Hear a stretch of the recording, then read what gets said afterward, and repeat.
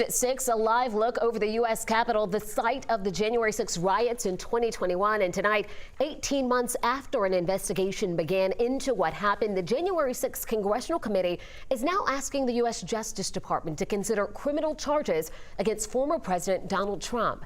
The committee is citing 3 different federal laws it says were violated in the effort to overturn the 2020 election and the riot at the Capitol. 11 Alive's Doug Richards has been listening in on how it might also impact a local investigation. Doug? Yeah, the committee didn't mention a special grand jury investigation in Fulton County, but much of the information could overlap and be relevant in a separate prosecution here.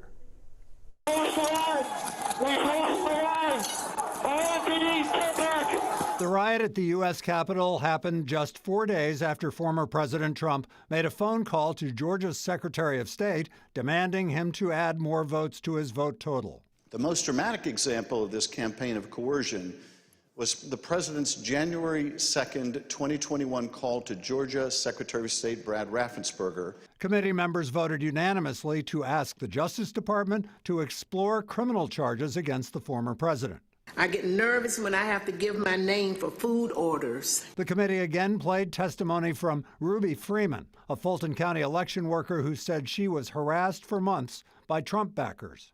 And those responsible should be held accountable.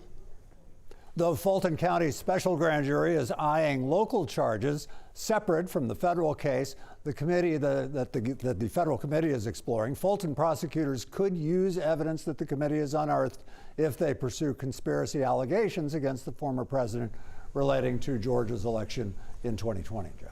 All right, Doug, we'll see what happens. Thank you. New at